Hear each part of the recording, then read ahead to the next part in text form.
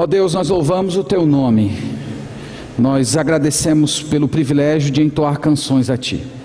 O Senhor é bom e nós Te louvamos porque o Senhor nos entregou a música como uma arte maravilhosa, pela qual nós expressamos através de canções e afetos todo o nosso sentimento por Ti. Nós pedimos que o Senhor receba cada uma delas como sendo a expressão sincera do nosso louvor. Mas esse é um instante, ó Pai, em que nós muito desejamos que o Senhor fale conosco. Nós pedimos que através da leitura do texto sagrado da Bíblia, o Teu Espírito Santo venha ministrar o nosso coração, nos ensinando, nos admoestando, fazendo-nos entender a verdade da Tua palavra com profundidade.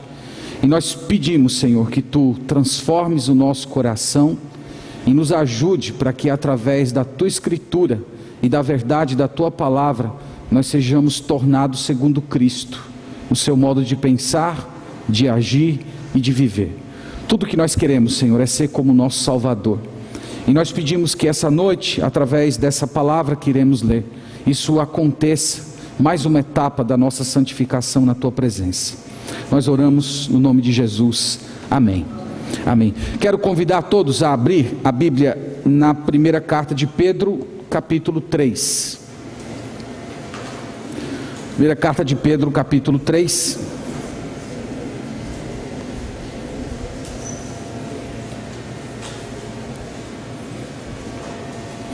Nós vamos ler do verso 18 até o 22. Vamos introduzir logo com a leitura do texto.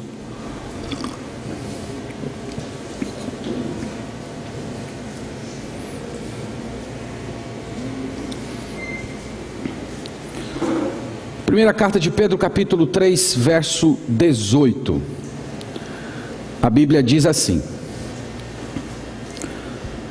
Pois também Cristo morreu uma única vez, pelos pecados, o justo pelos injustos, para conduzir-vos a Deus, morto sim na carne, mas vivificado no Espírito, no qual também foi e pregou aos espíritos em prisão, os quais no outro tempo foram desobedientes, quando a longanimidade de Deus aguardava nos dias de Noé, enquanto se preparava a arca, na qual poucos, a saber, 8 pessoas, foram salvos através da água, a qual, figurando o batismo, agora também vos salva, não sendo a remoção da imundícia da carne, mas a indagação de uma consciência para com Deus, por meio da ressurreição de Jesus Cristo, o qual, depois de ir para o céu, está à destra de Deus, ficando-lhe subordinados anjos e potestades e poderes. Amém. Nós temos meditado, irmãos, por alguns meses nessa carta. Eu já disse para vocês que ela foi escrita por volta do meados do ano 60 depois de Cristo. Ela foi escrita num contexto de grande perseguição.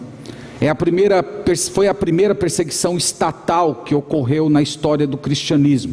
Outras perseguições já haviam acontecido, mas foi a primeira vez em que ocorreu uma mobilização governamental. Segundo os historiadores da época, Nero, imperador de Roma, incendiou a cidade e usou os cristãos como bodes expiatórios. E por conta disso se iniciou uma perseguição muito severa.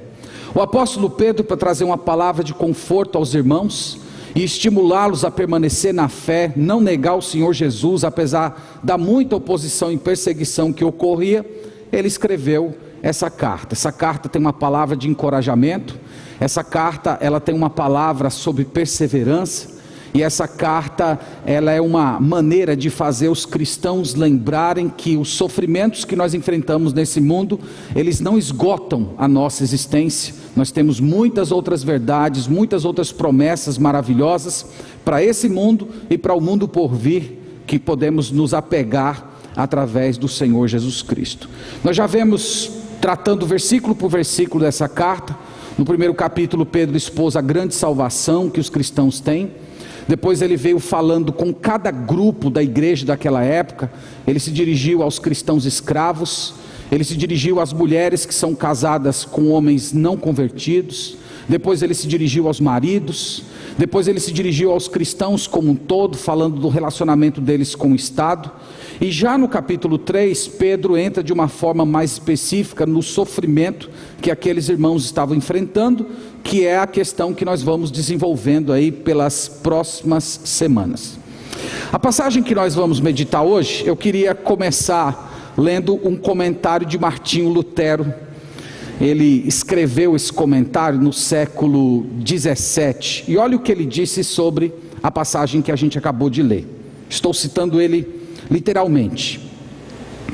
Uma passagem maravilhosa, mas obscura, provavelmente a mais difícil do Novo Testamento, de modo que eu não sei ao certo o que Pedro quis dizer. Quem falou isso foi um dos maiores intérpretes da Bíblia de todos os tempos. E como eu estou anos-luz distante de Martinho Lutero, eu não tenho a pretensão de trazer todas as respostas para essa passagem. Mas eu quero pelo menos mostrar aquele fio da mensagem direta que Pedro vem desenvolvendo e oferecer para os irmãos algumas soluções que os principais pensadores da teologia têm oferecido. Então nós vamos começar com as partes mais fáceis, né? Sempre dizem que é um bom método pedagógico você começar do mais simples para o mais complexo. Vamos começar com o verso 18, seguindo a sequência natural do texto, onde Pedro fala da morte e da exaltação do Senhor Jesus. Ele diz no verso 18: pois também Cristo morreu uma única vez pelos pecados, o justo pelos injustos, para conduzir-vos a Deus, morto sim na carne, mas vivificado no Espírito. Na primeira linha do verso 18, ele tem essa expressão também, pois também. Esse também ele conecta ao que ele disse no versículo 17, que você vai ver que o tema é sofrimento. Ele diz: porque se for da vontade de Deus, é melhor que sofrais por praticardes o que é bom, do que praticando o mal. Então o tema que ele tem em mente aqui é sofrimento. Você não pode perder, talvez esse seja o fio que conecta todas essas informações que para a gente é tão difícil de interpretar. Nós diríamos que o tema que ele vem desenvolvendo é esse: sofrimento e exaltação. Primeiro vem o sofrimento, depois vem a exaltação, e ele vai mostrar isso através do exemplo de Cristo e depois no exemplo de Noé também. Então ele diz que Cristo morreu uma única vez pelos nossos pecados. O que ele está querendo dizer com isso? Ele está querendo dizer que o sofrimento de Cristo foi um sofrimento que ficou restrito a esse mundo. Para aquelas pessoas que estavam passando um grande sofrimento por conta da perseguição estatal, era importante ouvir esse tipo de coisa, que os sofrimentos deles, à semelhança do sofrimento de Cristo, era apenas uma vez, era um sofrimento que ficava apenas limitado a esse mundo. E ele acrescenta no verso 18, que Cristo sofreu pelos pecados que não eram deles. Por isso ele diz: o justo pelos injustos, com o propósito de conduzir-vos a Deus. Então Cristo morre, uma morte que ele não merecia, quando ele era inocente, com o propósito de nos levar, de nos reconectar com o Pai, por conta do nosso pecado. E aqui, irmãos, agora começa as coisas ficarem um pouco complicadas. No final do verso 18 ele diz: morto sim na carne, mas vivificado no Espírito. Quando ele diz morto na carne, ele quer se referir ao fato de que a morte de Cristo foi uma morte real. Lembre-se que logo nos primeiros anos da fé cristã, haviam grupos heréticos que haviam se levantado dizendo que Jesus não havia morrido e que ele não havia ressuscitado. Então essa ideia de que a morte de Jesus foi forjada, a ressurreição dele também foi forjada, essa é uma ideia antiga que já girava ali nos primórdios do primeiro século da fé cristã. Então quando Pedro diz que ele morreu na carne, é uma forma de dizer: a morte dele foi real, ele perdeu a vida mesmo, ele ficou 3 dias sepultado. E a expressão seguinte, mas vivificado no Espírito, aqui nós começamos a encontrar as primeiras dificuldades com essa passagem. Primeiro, o significado de Espírito. O que significa Espírito? É o Espírito de Jesus ou é o Espírito Santo? Se você considerar espírito aí com a letra E minúscula, como está na Revista e Atualizada. Quem tem a versão Revista e Atualizada, levante a mão aí para eu ver, por favor. Então a maioria da igreja tem a Revista e Atualizada. Então na Revista e Atualizada o E está minúsculo.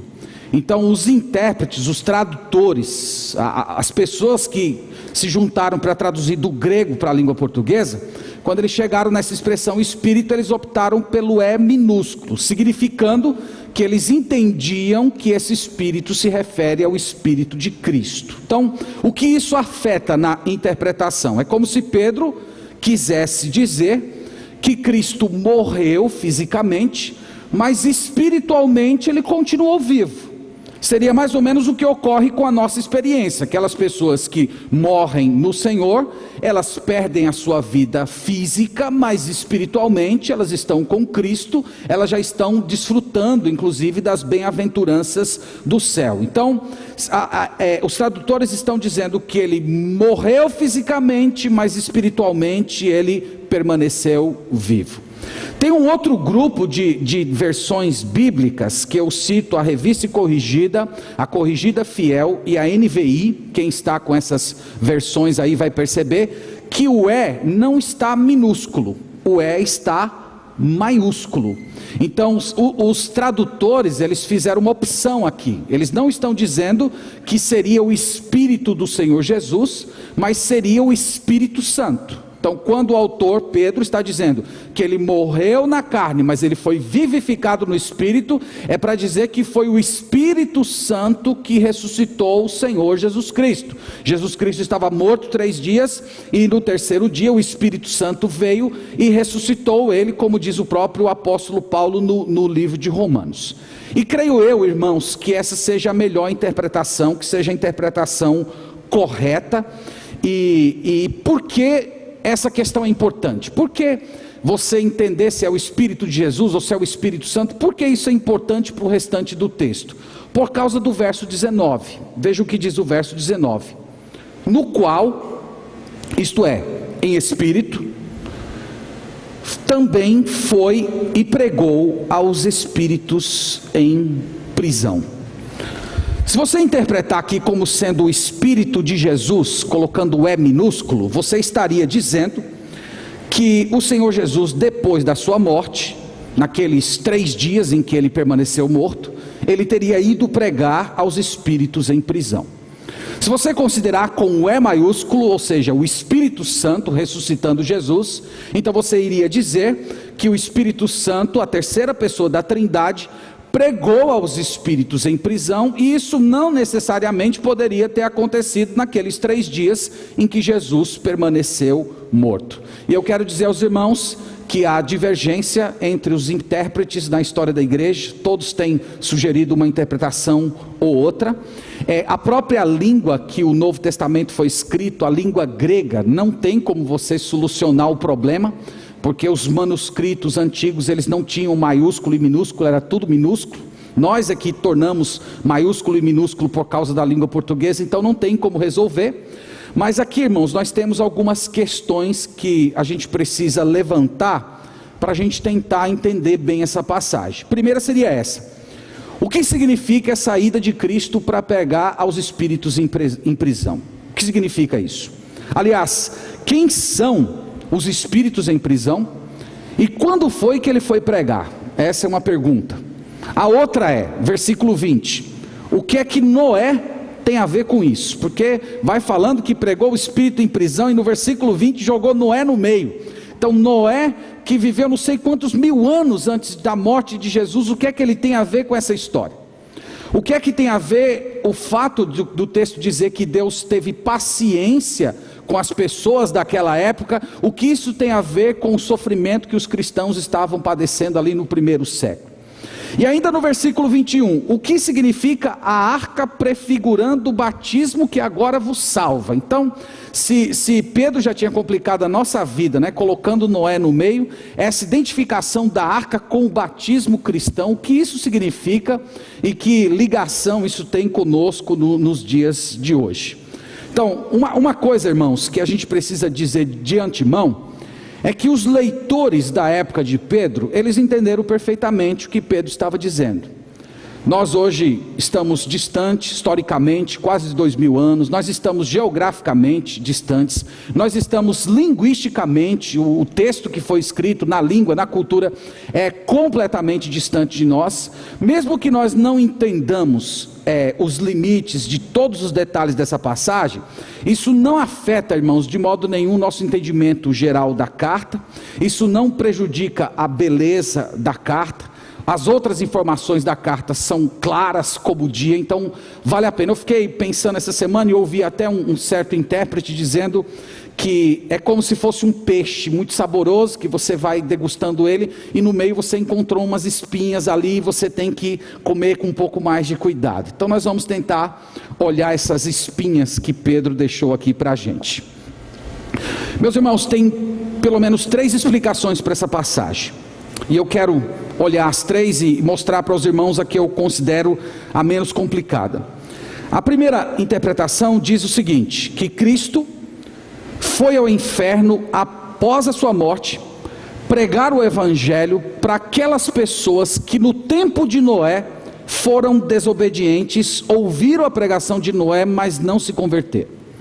Então essa é a primeira linha de interpretação. É como se Jesus, depois de morto, fosse lá no inferno, onde essas pessoas estavam, essas pessoas que ouviram a pregação de Noé e não quiseram crer, e Jesus chega lá e diz assim: olha, eu sou aquele que Noé falou.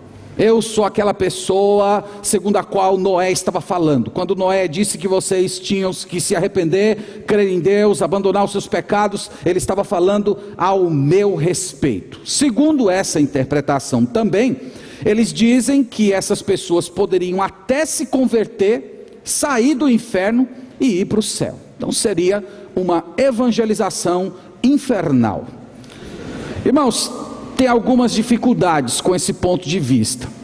A primeira é: por que pregar o evangelho apenas para os incrédulos do tempo de Noé? Nós tivemos incrédulos que rejeitaram Deus durante muitas épocas. Ao lado do povo de Israel tinha centenas de milhares de nações. Por que apenas o povo de Noé, da época de Noé, é que precisava ouvir esse tipo de mensagem? E tem o segundo fato, de que a Bíblia ensina claramente que não há oportunidade de salvação após a morte. Está lá a história do rico e do Lázaro, que foi pregado recentemente aqui na igreja. Está lá também o próprio Hebreus 9:27, que diz: ao homem está ordenado morrer uma única vez e vindo depois disso o juízo. Então esse tipo de visão acaba tendo esse tipo de problema. A segunda interpretação, e aqui eu quero dizer para vocês que a maioria dos intérpretes tem se apoiado nessa interpretação, é que seria o seguinte: Cristo, depois da sua morte, foi ao inferno proclamar a sua vitória para os anjos caídos. Então, nessa interpretação, os espíritos em prisão seriam demônios que foram castigados por Deus em Gênesis capítulo 6, por terem tomado a forma humana, casado com mulheres e gerado uma geração, uma raça de gigantes. Então Deus teria punido esses anjos caídos com prisão, e após a morte de Cristo ele foi lá no inferno declarar para todos esses espíritos que ele era o vencedor. Nós temos que convir que essa interpretação é melhor do que a primeira, porque ela não dá oportunidade ou chance de salvação após a morte, e ela interpreta espíritos em prisão como sendo anjos caídos, como sendo demônios.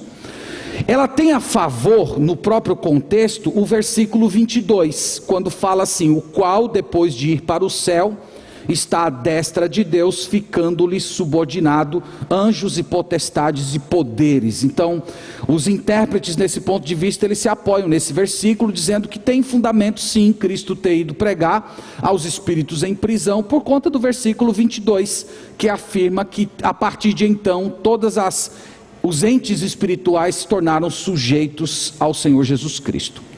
Tem alguns problemas também com esse ponto de vista. Primeiro, depende da interpretação que você tem de Gênesis capítulo 6. Nem todos consideram que lá, quando fala assim que os filhos de Deus olharam para as filhas dos homens e acharam as filhas dos homens bonitas e casaram com essas mulheres e produziram filhos, nem todos interpretam que esses filhos de Deus seriam anjos, especialmente pela ideia de que nós cremos que anjo não pode se sentir atraído por mulher, anjo não pode se casar com mulher e muito menos gerar filhos. Então eu acho que essa interpretação ela acaba tendo esse ponto fraco. Uma outra questão que também é uma crítica a esse ponto de vista é que o Novo Testamento fala que a declaração de vitória de Cristo, em que ele despojou principados e potestades e colocou todo mundo debaixo do seu domínio, não foi no inferno naqueles 3 dias em que Jesus estava morto, mas na cruz. Isso está em Colossenses capítulo 2. Jesus, quando a última expressão de Jesus foi: está consumado, isto é, a obra que ele tinha para fazer, ele fez, e foi na cruz que aconteceu a grande declaração de vitória do Senhor Jesus Cristo. A terceira opção, que eu acredito ser a menos complicada, inclusive foi a linha de interpretação adotada por Agostinho e por Calvino, e que tem sido a minha também, ela estabelece o seguinte: quando Noé estava pregando, quem estava pregando através dele era o Senhor Jesus Cristo, pelo poder do Espírito Santo.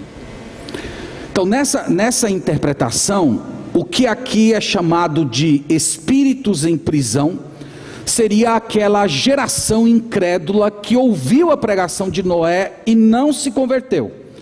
Por que espíritos em prisão? Porque o Novo Testamento às vezes usa a palavra espírito não apenas para se referir aos entes espirituais, mas às vezes essa expressão é usada para se referir à pessoa humana. Pessoa humana às vezes é descrita na Bíblia com a palavra espírito. E por que espíritos em prisão? Porque eles estavam aprisionados no seu próprio pecado. Eles estavam mortos nos seus delitos e pecados, nas suas próprias ofensas.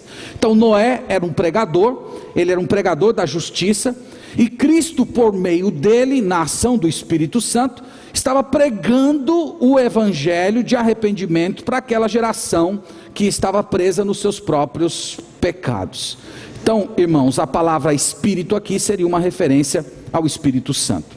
Eu creio que essa é a interpretação menos problemática por algumas razões. Primeiro, é que nós temos um precedente em 1 Pedro capítulo 1, verso 10. Eu quero olhar com vocês esse precedente. Tem uma indicação no capítulo 1, no verso 10, que estabelece que Cristo prega através de pessoas.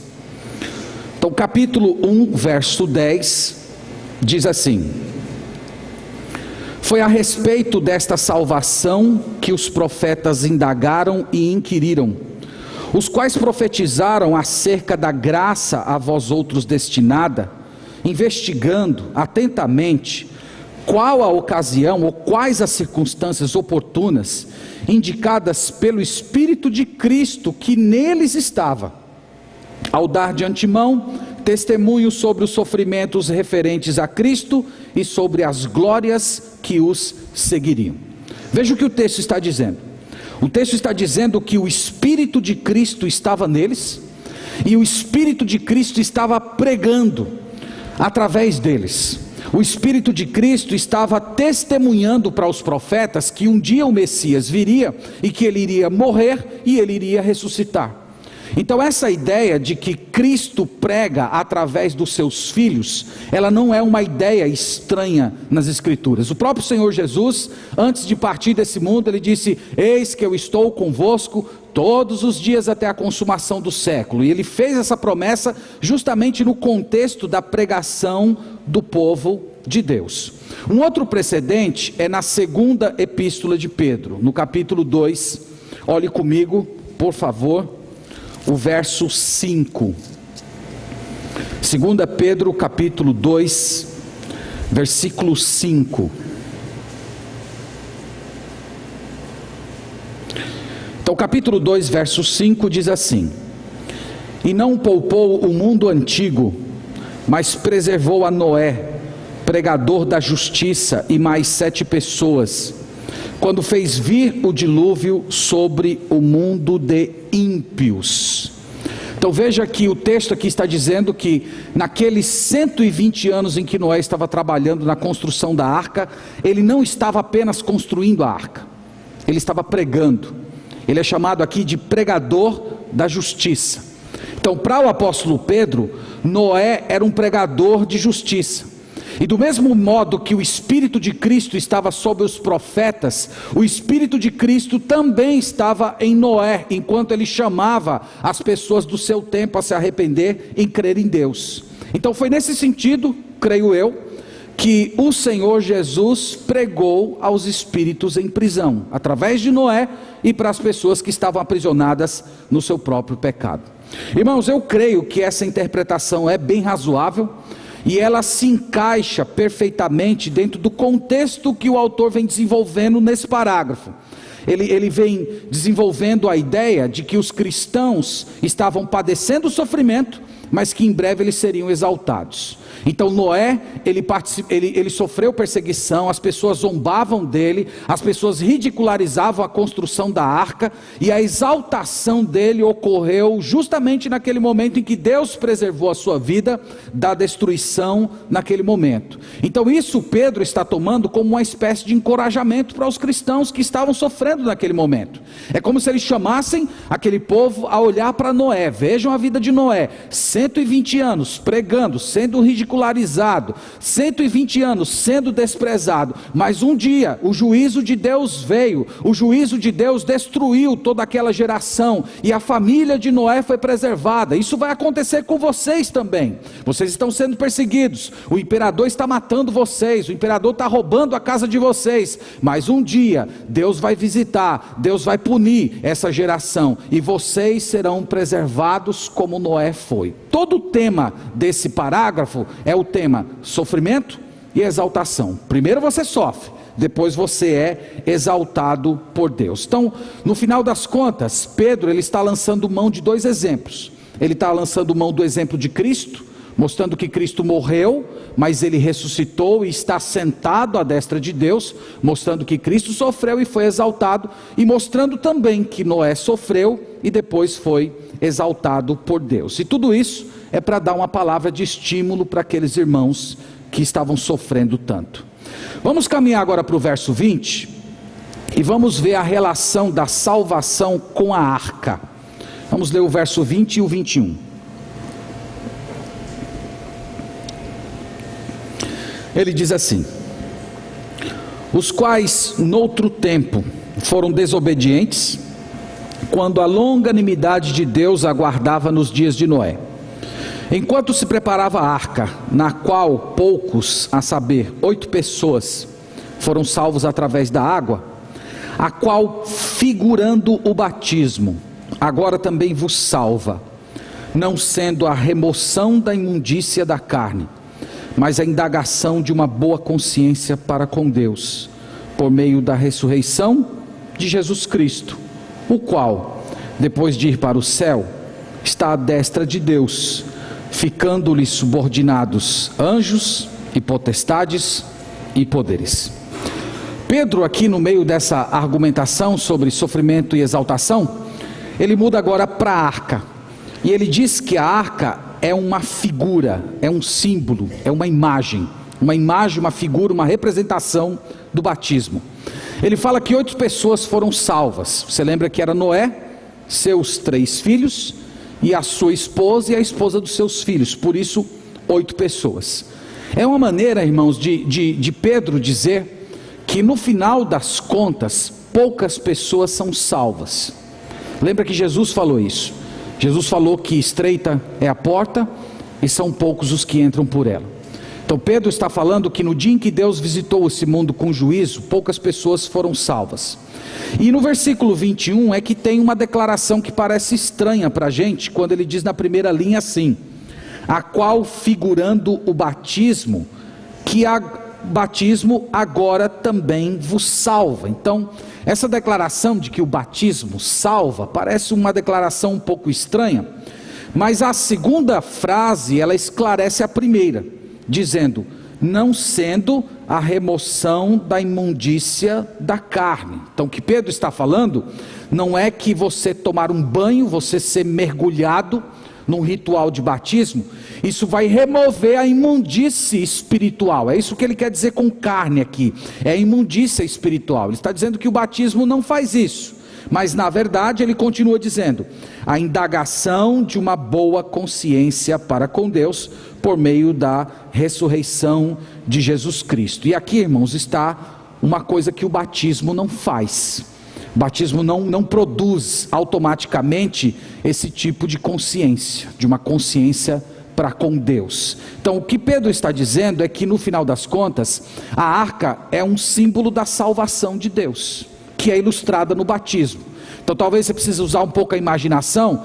Imagina a arca flutuando naquela água que estava cobrindo o mundo inteiro. Então você tem água por cima, você tem água por baixo. Por isso é uma figura do batismo, da imersão, como nós utilizamos. E então quando uma pessoa é imergida na água, nós estamos representando essa salvação que a pessoa recebeu através de Jesus Cristo. Então o batismo é um símbolo externo de algo que deveria acontecer internamente, que seria essa consciência para com Deus, por conta do Senhor Jesus Cristo. E no versículo 22, ele finalmente retoma Cristo, ele deixa Noé de lado, dizendo: o qual depois de ir para o céu, veja que agora o tema é exaltação, está à destra de Deus, ficando-lhe subordinados anjos e potestades e poderes. Então Pedro está dizendo: Cristo sofreu primeiro, Cristo sofreu uma morte que ele não merecia, o justo pelos injustos, mas Deus o exaltou, Deus o colocou acima de toda a criação. Como diz Paulo aos Filipenses, ele lhe deu um nome que está acima de todo nome. Meus irmãos, essa leitura dá para a gente entender que há passagens difíceis na Bíblia. A mensagem da Bíblia como um todo é uma mensagem simples de entender. Nós temos até uma canção que diz que a mensagem é tão simples que uma criança pode entender. Isso é verdade. A mensagem essencial do Evangelho, a mensagem de salvação é simples. Mas nós temos passagens difíceis na Bíblia. Eu acho engraçado porque no meio dessa carta aqui, ou na segunda carta, Pedro fala que Paulo escrevia coisas difíceis de entender. E eu estava quase dizendo: Pedro, quem escreve coisas difíceis de entender é você, meu irmão, você que escreve. Mas apesar das nossas limitações, nós devemos louvar a Deus porque nós temos o Espírito Santo que nos ilumina e nos dá condições de compreender a mensagem central das Escrituras, e por isso a gente deve agradecer a Deus. Quero trazer 2 lições apenas, depois nós vamos orar pedindo as bênçãos do Senhor. As 2 lições, irmãos, são as lições do próprio parágrafo, não teria como ser diferente. A lição é sofrimento e exaltação. Então nós devemos lembrar que a semelhança de Pedro, a semelhança do que ele escreveu, e a semelhança de todas as pessoas que vivem nesse mundo como cristãs, nós precisamos aceitar a nossa dose de sofrimento aqui. É o que Pedro está argumentando. Pedro está dizendo: Noé sofreu perseguição, Jesus sofreu morte e perseguição, e essa é a experiência de vocês. Essa tem sido a experiência do povo de Deus ao longo dos séculos. Então nós precisamos, irmãos, lembrar disso. Enquanto nós estamos nesse mundo, essa vai ser a nossa porção. Nós também teremos a nossa cota de sofrimento enquanto estivermos nesse plano. Boa parte do sofrimento que nós enfrentamos como cristãos são sofrimentos internos, são sofrimentos dos próprios processos do nosso coração.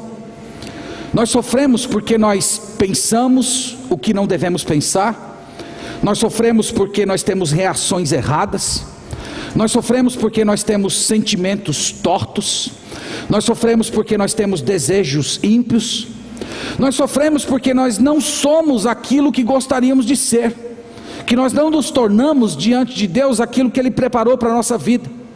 Nós sofremos porque nós não amamos a Deus como Ele deve ser amado, porque nós não oramos tanto, não oramos com devoção, porque nem sempre tratamos a Escritura com seriedade, e nem sempre realizamos os nossos deveres como sendo para o Senhor. Então esses são os nossos sofrimentos internos, e a maioria dos nossos conflitos na vida cristã se dá dentro do nosso próprio coração. Mas nós não sofremos só por isso, nós sofremos por causa do mundo, nós sofremos por causa da força que o mundo exerce sobre nós.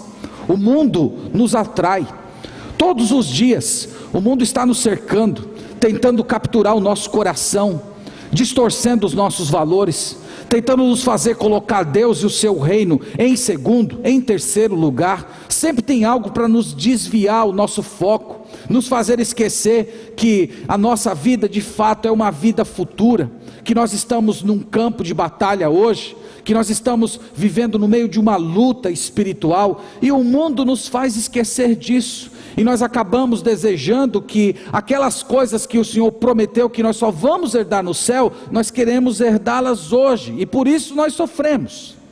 Mas nós sofremos ainda por conta de ações demoníacas. A Bíblia diz que o diabo nos cerca como um leão, pronto a nos devorar, se ele pudesse fazer assim. Então todos os dias nós temos o próprio inimigo das nossas almas nos oprimindo, impondo sobre nós opressão, colocando-nos em caminhos com pessoas erradas, e às vezes os nossos dias se tornam amargos, as nossas semanas se tornam difíceis, e nós padecemos tempos e tempos da nossa vida em verdadeiras trevas. Fora isso, nós temos o sofrimento da nossa própria condição humana. Nós envelhecemos, nós ficamos fracos, nós ficamos doentes, nós perdemos emprego, nós sofremos com violência, nós padecemos luto. Irmãos, nós não podemos ter ilusões com respeito a esse mundo. O que Pedro está tentando levar esses irmãos a pensar é que se o Senhor Jesus, sendo um homem perfeito, sendo divino, ele que nunca cometeu nenhum pecado, ele que não tinha natureza pecaminosa, ele foi pendurado numa cruz como sendo um criminoso, por que é que eu tenho que esperar tratamento VIP nesse mundo? Se o meu Salvador foi tratado assim. Irmãos, enquanto nós não aceitarmos que esse mundo é um campo de batalha e não um hotel 5 estrelas, nós não vamos conseguir progredir na fé, nós não vamos conseguir crescer em santidade, nós vamos viver sempre mimados, reclamando do serviço de quarto, e não vamos viver ansiando pelo novo céu e a nova terra. Então essa é a mensagem de Pedro. Cristo sofreu, Cristo era inocente. Você quer ser contado como um de Cristo? Você quer fazer parte dessa galeria do povo de Deus? Aceite a sua cota de sofrimento e honre a Deus enquanto você estiver nesse mundo, e viva aguardando o futuro, porque Deus tem coisas melhores para você. Essa é a mensagem, irmãos. Não é uma mensagem popular, não é uma mensagem que tem sido pregada em muitas igrejas. Muitas igrejas têm escondido isso aqui, dizendo para as pessoas que Deus vai te dar toda a saúde que você quer, que Deus vai encher os teus bolsos de dinheiro, que você não vai ter nenhuma enfermidade, que você não vai enfrentar nenhuma crise nos seus relacionamentos. Mas essa não é a mensagem do Evangelho de Jesus Cristo, e muito menos a mensagem dos apóstolos. Cristo sofreu. No mundo tereis aflições, disse o Senhor Jesus. Todos aqueles que querem viver piedosamente em Cristo serão perseguidos. Essa é a mensagem da Bíblia, e nós precisamos aceitar isso. Nós precisamos receber isso como sendo uma providência de Deus. Se para você ouvir isso é duro, imagine para esses cristãos que estavam sendo jogados nas arenas para serem devorados por leões, que viam seus filhos, suas crianças sendo torturadas na frente deles, que chegava um destacamento do governo daquela época, tomava a casa daquela pessoa, tomava os seus bens, vendia cristãos como escravos para outras pessoas. Se você acha que é difícil para você ouvir isso, pense para aqueles irmãos. E é por isso que Pedro não se resume apenas a falar que a nossa porção é o sofrimento. Pedro lembra, e essa é a nossa segunda lição, que depois do sofrimento vem a exaltação. Nós esperamos pela exaltação. Nós esperamos por aquilo que Pedro e os escritores do Novo Testamento chamam de glória. E essa mensagem era uma mensagem muito importante para esses irmãos. Esses irmãos, eles estavam com um coração muito sombrio, por causa da força e do poder da perseguição. E Pedro aqui está trazendo uma exaltação, uma palavra de exaltação, para que a luz da esperança brilhasse no coração deles. Pedro está dizendo, aqui é sofrimento, lá é glória. E essa é a nossa expectativa, irmãos, passados quase 2000 anos que esse texto foi escrito. Essa continua sendo a nossa esperança. A nossa esperança é que o sofrimento vai durar só um pouco. O sofrimento vai durar apenas mais alguns anos. Que daqui a pouco tempo Jesus Cristo vai voltar. Jesus Cristo vai julgar esse mundo. Jesus Cristo vai destruir os ímpios. E o seu povo vai ser preservado. Do mesmo jeito que ele preservou Noé e a sua família. E o que nós aguardamos? Nós aguardamos a glória. Nós aguardamos a exaltação. Nós aguardamos a exaltação, e a Bíblia fala muito desse estado. A Bíblia fala da exaltação como sendo, em primeiro lugar, um corpo perfeito. 1 Coríntios capítulo 15 fala que o mortal será revestido da imortalidade. O corruptível vai ser revestido da incorruptibilidade. Filipenses 3:20 fala que esse nosso corpo de humilhação vai ser tomado, substituído por um corpo de glória igual ao do Senhor Jesus. Então nós somos semeados em fraqueza, ressuscitados em poder. Essa é a nossa exaltação. É aí que começa aquilo que a Bíblia chama de glória. A Bíblia fala da exaltação de uma mente transformada. Você nunca mais pensar como você pensa hoje. Você sempre pensar como Jesus Cristo pensa. Imagina uma existência em que todos os mistérios são resolvidos, em que nós vamos compreender claramente todas as decisões de Deus. Eu não sei você, mas algumas vezes eu lamento a minha obscuridade de pensamento para compreender mais a Deus, para compreender mais as obras de Deus. Mas irmãos, isso tem hora para acabar. Mente renovada, aperfeiçoada, mente pura, isso é a nossa exaltação, isso é a glória que nós estamos esperando. Essa santidade perfeita que a Bíblia promete é um outro aspecto da nossa exaltação. Nunca mais a nossa mente vai ser contaminada por maus pensamentos. Nós vamos poder finalmente passar 24 horas sem pecar contra o Senhor, sem pensar alguma coisa errada. Nós vamos amá-lo perfeitamente. O brilho dele vai estar radiando em nós todos os dias da nossa vida. Hoje Cristo já está em você, mas os tons escuros do seu pecado ainda não permitem que esse brilho de Cristo se espalhe por todo o mundo. Mas mais alguns poucos anos, Jesus vai voltar, o pecado vai ser removido da nossa natureza, e finalmente nós vamos brilhar como filhos de Deus nesse mundo, e toda a criação vai se admirar do povo de Deus. Então o que é que nós estamos sendo chamados, irmãos, a fazer hoje aqui, através desse texto? Pesar. Pese o seu sofrimento, pese a sua exaltação. Faça isso através de um teste de fé. Coloque de um lado da sua mão tudo que tem acontecido de ruim na sua vida, tudo que tem feito você chorar, tudo que tem lhe entristecido, e na outra mão coloque o que Deus te prometeu. Coloque aquilo que Jesus Cristo já fez por você no Calvário, a morte que Ele morreu no seu lugar. Coloque ainda tudo aquilo que Ele te prometeu em termos de futuro, e você vai chegar à mesma conclusão do apóstolo Paulo: não tem como medir. Não tem como medir o finito pelo infinito. Como já tem sido dito aqui na igreja por vários pregadores, um segundo no céu será suficiente para você esquecer todas as lutas que você enfrentou aqui nesse mundo. Você acredita nisso? É o que Deus chama você a pensar. Todas as suas lutas, suas doenças, seus conflitos, suas depressões, pobreza, fadiga, tudo isso vai ser esquecido quando um dia você estiver na terra do Emanuel. quando você estiver diante do rio que flui do trono de Deus, vendo Jesus Cristo sentado ao lado do Pai, a nova Jerusalém que desce do céu. Isso é glória, irmãos. Isso é a exaltação, e essa é a nossa esperança. É isso que nós estamos aguardando. Então vamos ter uma visão real desse mundo. Não vamos esperar muita coisa daqui. Vamos fazer o melhor que pudermos enquanto aqui estamos, mas vamos colocar os nossos olhos no futuro, porque lá é que está a nossa exaltação. Então eu oro e clamo a Deus para que o Senhor nos abençoe, que Ele abra os nossos olhos e que essas realidades se tornem visíveis para nós no dia de hoje, no nome de Jesus. Amém. Vamos fazer uma oração ao Senhor nesse momento.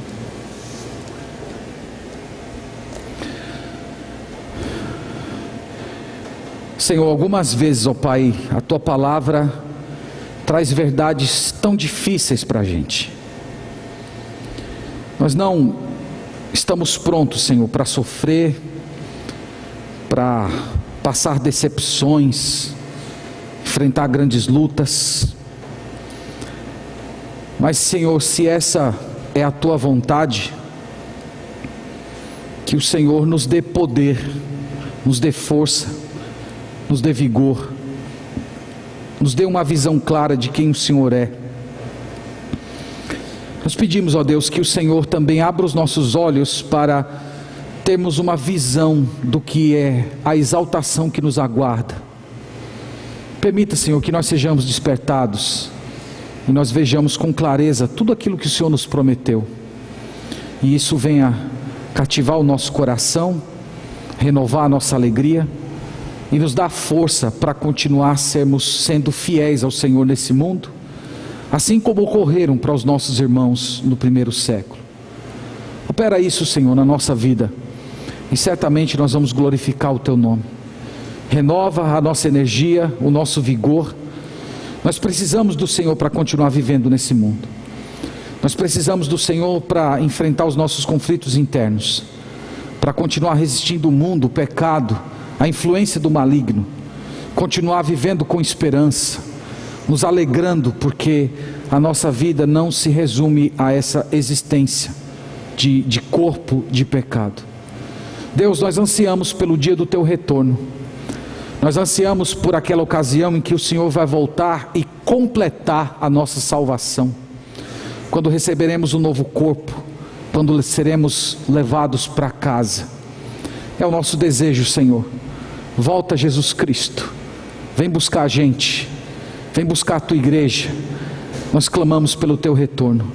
Essa é a nossa oração, a nossa petição essa noite, no nome de Jesus. Amém.